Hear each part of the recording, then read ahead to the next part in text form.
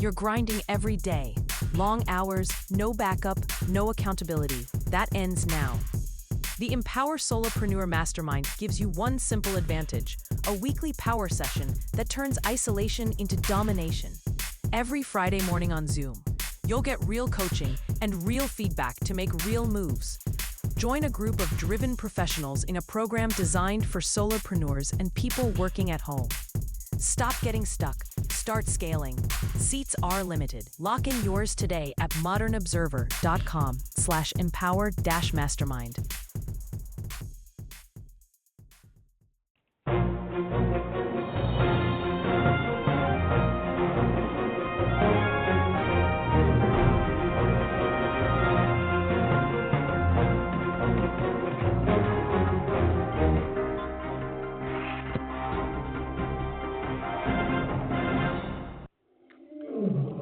Welcome to another edition of Carnivore Radio. I'm your host, Jeff Sherman, along with Dr. Eric Lopkin. And courts intervene. Looks like Texas redistricting will proceed. It looks like the GOP will pick up 5 seats from that. I have a question before we get into it, so to speak.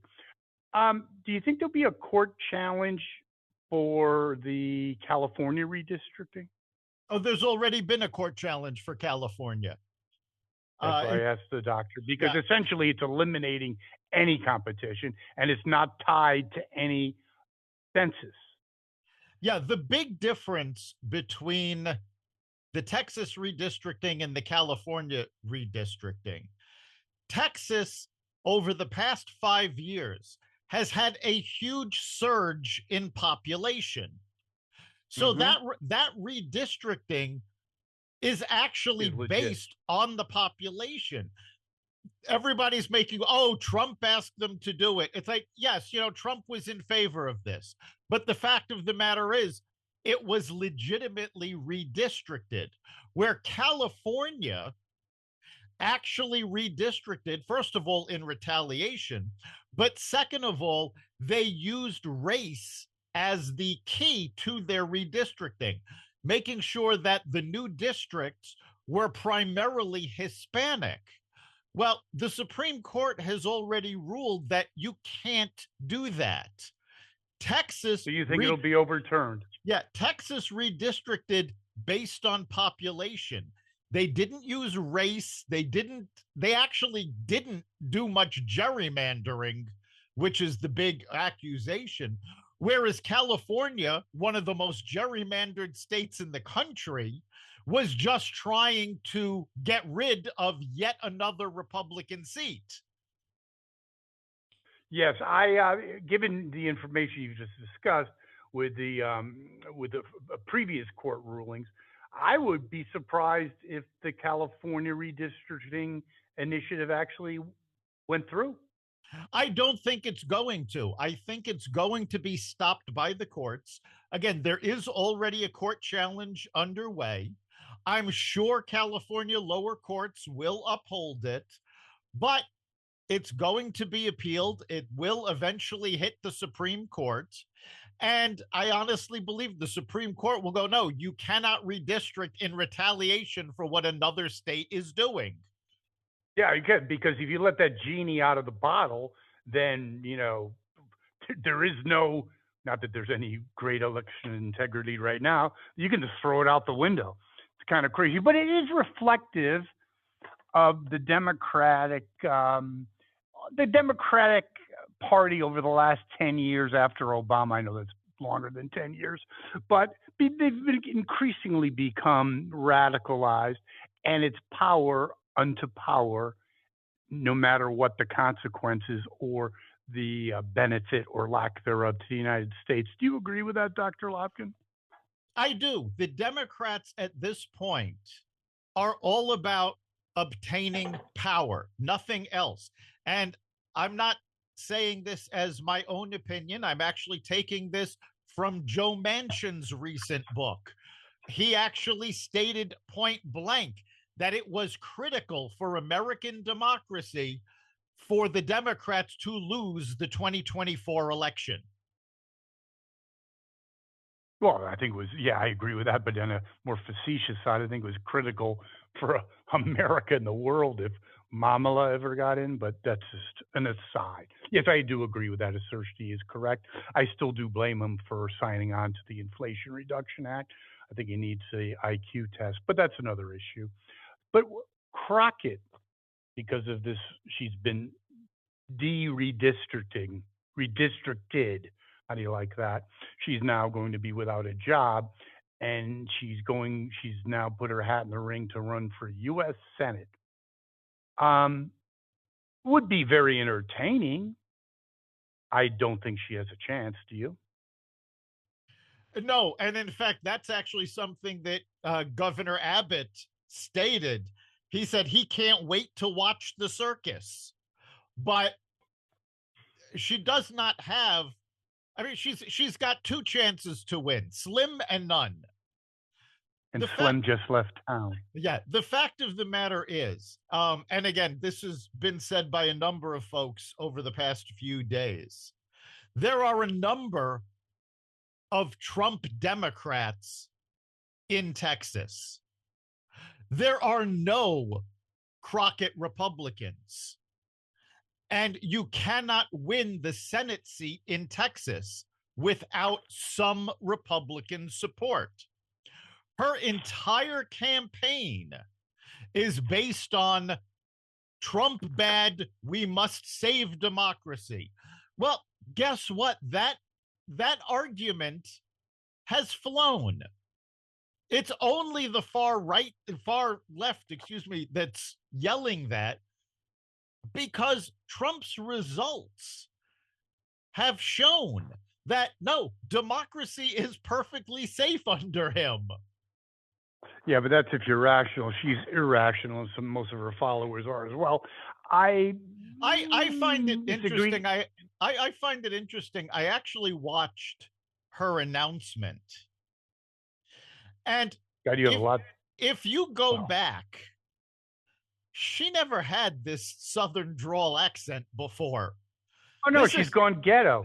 She went to like private schools, just like AOC went to University of BU, which is about the most expensive school you can imagine. And they all claim that she does the bartender shtick, that is AOC, and Jasmine does the whole ghetto thing, and she's about as ghetto as you and I. Yeah. In fact, we're more ghetto. How do you like that? Yeah, it's absolutely amazing how this has become common in the Democratic Party to put on these fake accents. I mean, remember, both Hillary and Kamala were caught doing this on the campaign trail numerous times with different accents. It is amusing, and especially when Hillary she went to Yale and Princeton or something. She does, no time, no tired. Come on. Anyway, that was hysterical, yes. But I think I'd have to say, Dr. Lopkin, Crockett's main goal is not to defeat Trump. It's because she's an egotist, and she loves the power. She's addicted to it, and she cannot imagine a world where she's not on MSNBC or whatever the heck it's called now. Dumber than rock stars. Yes, she is. But I honestly believe, and I have to give my wife credit for saying this. Well, I think that Jasmine Crockett is trying to become the new Stacey Abrams. Stacey Abrams made a fortune losing.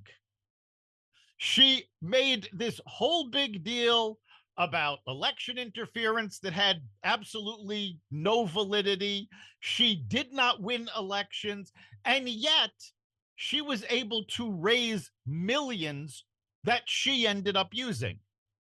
I think that's where Crockett is going with this. Yeah, I cannot argue with that. I think her motivations, again, are completely self-serving. I think she at least wants to replace, what was that, the one with the crew cut that got fired from MSNBC. But anyway, she wants something out of this. She calculates in that genius brain of hers that even if she loses, she'll get a gig at one of the liberal news networks. But I think she's also somewhat, power is intoxicating. I think in her pea brain, she might actually believe she has a chance. She And might. I but agree with Abbott because I'm sorry, but I do agree with Abbott. It will be must see TV. Her on a debate stage, oh the yeah, whole ghetto shit. it's going to be a circus. But I have to question, outside of her own mind, what power she There's such a actually thing. has. What does she have a mind? Probably not. Yeah, but she's on MSNBC or whatever it's called she's now. on she's on See, she's on MSNBC all the time. Sure, she's got the media attention. But as a congresswoman, she has accomplished literally nothing. None of her well, she's the same priorities. thing. She's exactly the same as AOC. They don't give a Yes. shit about. That's just a means to an end. Okay, that's just the platform. It's their self-engrossed egos that AOC hasn't done shit. In fact, her district has gone to hell in a handbasket. No, Crockett probably doesn't even know what her district is. AOC is still ranked the least effective lawmaker in Congress. See, where I'm going with this, though, is the definition of power. Because AOC, Jasmine Crockett, Mandami, they seem to think that power is having a camera aimed at them. Doesn't matter if it's a phone camera and they're on social media, if they can get on MSNBC, but they're not actually doing anything.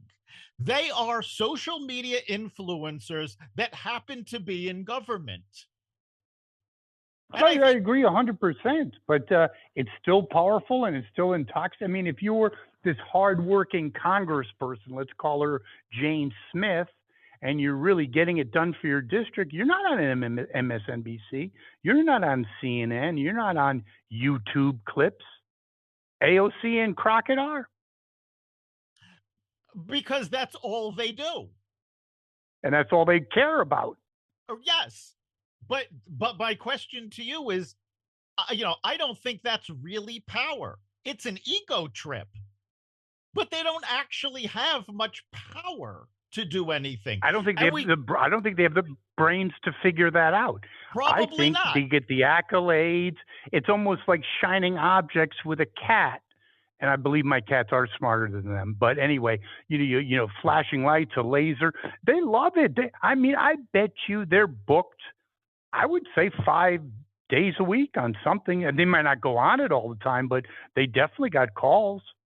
Oh, I'm sure they do. That seems to be all they do. And I agree 1,000%. There's no difference in what we're saying. Yeah, I'd say it different ways. I think it's humorous, and I think it's dangerous for this country. You have two really dumb people. AOC was so dumb she parlays a $300,000 education to be a bartender, and Crockett parlays a several $100,000 private school experience into going ghetto and talking about nonsense. See, but it's all about the power. There is a difference between the two. Crockett is an abject failure.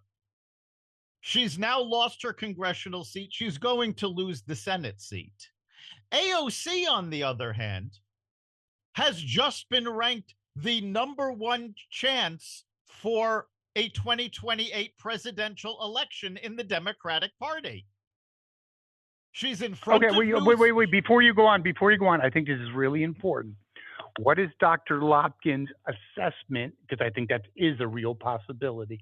What effect does that, first of all, would she win? Not the Democratic nomination, the general. And what does that do? What is the ramifications on the Democratic Party? Because I do believe, and I do agree with you, it's a real possibility. It's a So it's real important to know what's the ramifications. it's a real possibility. Can she win is going to depend on what happens in the next 2 years. And I'm not talking about the midterms. Trump right now, his approval rating is rising, but he is making a fatal mistake. And it's the same mistake that Joe Biden made a few years ago. People are complaining about the economy because they're not feeling the relief. And Trump is doubling down, saying, "Oh, the economy is great. We've got a very strong economy." That may be, but perception at this point, and we've seen this over the last 10 years, is more important than the reality. And people do Agreed. not perceive that it is a strong economy because inflation is still at record highs because of the Biden administration. It's gone up much slower under Trump. But if he cannot make things actually feel more affordable, AOC actually may have an outside chance. Now, it's a slim chance because, again, as I've said over the past few weeks, there's a large chunk of the middle of the country that wants nothing to do with the Democratic Socialists. And they're basically our last bastion of hope against them. But we just saw Miami just elected a Democratic mayor for the first time in 30 years because they got immigrants to rebel against what's going on with Trump's immigration policies. His policies are good, but he's not playing to the crowd. He needs to move past the MAGA crowd and really get his point across to the rest of the country. And I do believe, according to Susie Wiles, we're going to see a lot of this next year because in the midterms, the president usually stays out of it. It generally focuses on local. But Susie Wiles has announced Trump is going to be campaigning next year the same way he did in 2024. And it was actually very funny because when she announced this, she said, "Now I just have to break the news to him." I like that. No, I heard the same thing, and actually, it puts even higher stakes on the midterms. Yes. Now you talk about the economy. Powell just lowered the rates. He's hesitant to go any further. That's a good sign. Yes, that's a good sign for the stock market, but also for the economy. And your point is well founded. It's like going on a 1 week bender. Yeah, you're hungover. You haven't drank in 3 days. It's not the person you're with now. It's your buddies that you were at the, perpetual bachelor party at. And what is the correlation? The correlation is it's Biden and the Democrats, and it should be, to your point, not a very doable message to say, hey, whoa, don't blame us. It's your buddy, Uncle Joe. You have to address what's going on now. I get it. But I think people lose sight of the fact that who started the fire, as Billy Joel would say. Yes. And that's going to be key for next year. If the Republicans and Trump can actually get their message across that, yes, things are not where we want it to be, but quite frankly, the damage that was done by the Biden administration was enormous. Now, you are going to start seeing a shift, quite frankly, possibly as soon as next month, because once January comes around, a lot of the factions that were in the big, beautiful bill actually take effect. So you're going to see people are going to be seeing more in their paychecks because overtime isn't going to be taxed. They're going to be seeing more take home because tips are not going to be taxed. They're going to see greater deductions that they'll be able to take. So they are going to start seeing these things. They're also, you're going to start seeing prices are going down. There was now several task forces put together to investigate why some of the food prices have remained so high. Now, beef is a no-brainer. They had a massive outbreak in the cattle industry. They had to kill innumerable amounts of cattle, so that brought up beef prices. Egg prices have actually gone down since Trump took office. So have gas prices. So what you're going to be seeing, and now the $12 billion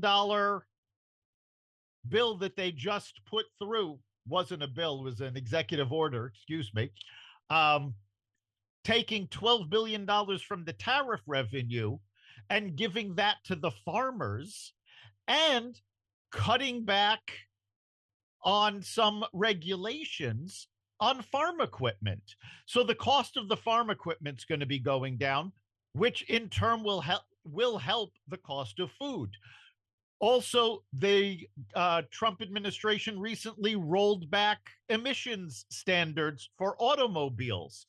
The big factor there, that's going to make automobiles cheaper to manufacture. So the cost of a car is going to start coming down. All of the bricks are being laid, but it's still too early for most people to see what the building looks like. Agreed. And I think it's a combination of what you're talking about.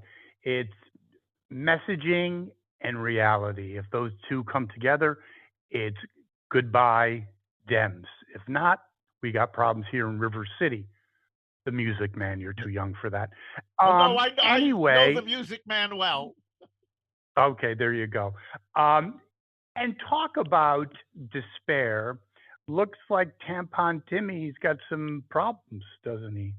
And the whole, I'll say, scandal with the Somalian misappropriations. It's growing, not diminishing, isn't it? And I think Tampon Tim is probably I don't know. Could he go back into teaching? Who knows? He's got to do something, but I think his career is completely gone.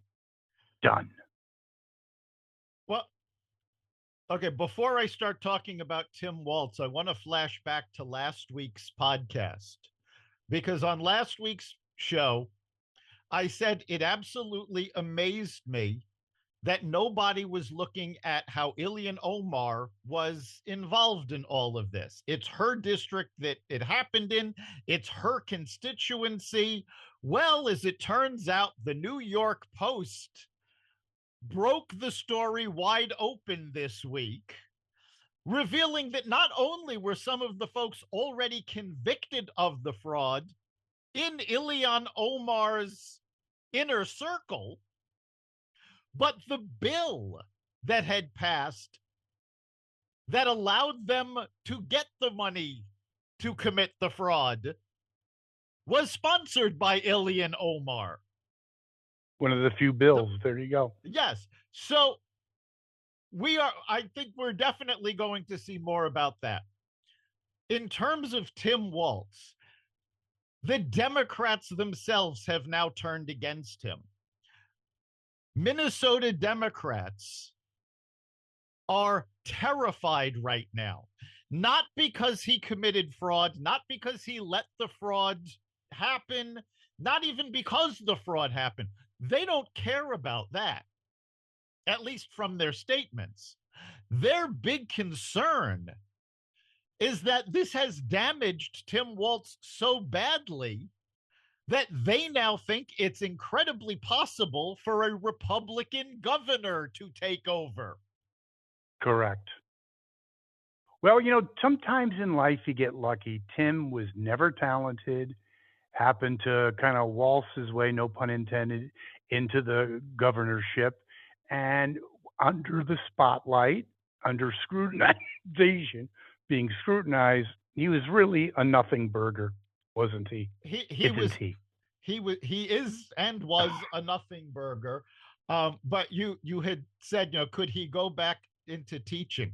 I think based on what we know about Tim Walz, what he's done, what he hasn't done, I honestly believe there is a position waiting for him right near the head of the teachers union. Either that or with Brian Seltzer at Harvard. At Harvard, yes. Either or, you pick yours. Yes, I agree with both of that. Lori Lightfoot is there. I think he would fit right in. It would be a brain trust. It would be like a think tank with no brain waves. Well, Dr. Lopkin, that concludes another episode of Carnivore Radio. Our listeners can contribute to the show by voicing what they want us to talk about, also critiquing what we've already talked about. Correct? Yes, let's hear what you have to say. Go to exvadio.com/connect. Message us there. You can also message us at the Carnivore Radio Facebook page. And of course, you can catch every episode of Carnivore Radio at exvadio.com, the Carnivore Radio website, the Apple Podcast app, YouTube, Rumble, Spotify, iHeartRadio, Audible, Amazon Music, and other platforms that respect freedom of speech. See you next week, Dr. Lopkin. We'll see you then.